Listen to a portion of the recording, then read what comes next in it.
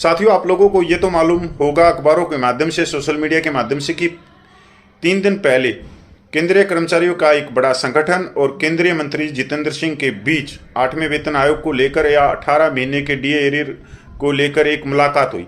पर उसके अंदर क्या बात हुई, उनके अंश बाहर नहीं आए। अब एक ऑनलाइन मैगजीन चलती है मनी कंट्रोल, उसमें बहुत सारी चीज़ें आई हुई हैं उसी मुलाकात को लेके, और ये सभी केंद्रीय कर्मचारी पेंशनरों को इस चीज़ की जानकारी होनी चाहिए कि आखिर उस मीटिंग में, उस बैठक में हुआ क्या। 8वें वेतन आयोग के अपडेट, हालांकि पहले भी सीपीसी की घोषणा और उसके गठन में कुछ देरी हुई है, लेकिन इस बार देरी बहुत ज़्यादा हो गई। 203 दिनों की मौजूदा देरी अन्य सीपीसी की पिछली समय सीमाओं को पार कर गई है। सबसे पहली बात तो यह है कि 8वां वेतन आयोग में बहुत ज़्यादा देरी हो चुकी है, क्योंकि 16 जनवरी को इसकी घोषणा की थी और अब अभी तक 203 दिन हो गए हैं, और सरकार मेरे हिसाब से तो चद्दर ओढ़ के सो गई, घोषणा करके सो चुकी है सरकार। संदर्भ की शर्तों की आधिकारिक अधिसूचना में देरी के बीच शीर्ष कर्मचारी संगठन ने 8वें वेतन आयोग से जुड़ी चिंताओं पर चर्चा के लिए केंद्रीय मंत्री जितेंद्र सिंह से मुलाकात की।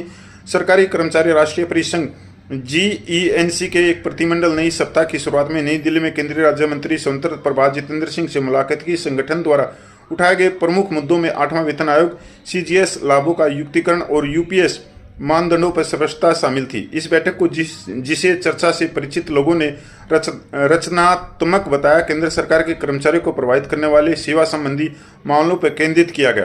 प्रतिनिधिमंडल ने कर्मचारियों की शिकायतों के समय पर निवारण से लेकर संस्थागत परामर्श तंत्र को मजबूत करने और प्रणालीगत सुधारों के माध्यम से कर्मचारी कल्याण को आगे बढ़ाने तक के विभिन्न मुद्दों पर अपने विचार प्रस्तुत किए।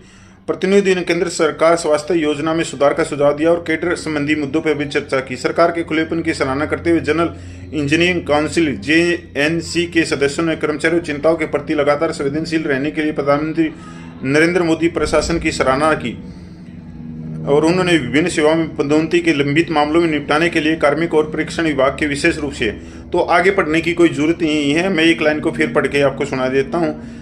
सरकार के खुलेपन की सराहना करते हुए जनरल इंजीनियरिंग काउंसिल JNC के सदस्यों ने कर्मचारियों की चिंताओं के प्रति लगातार संवेदनशील रहने के लिए प्रधानमंत्री नरेंद्र मोदी प्रशासन की सराहना की।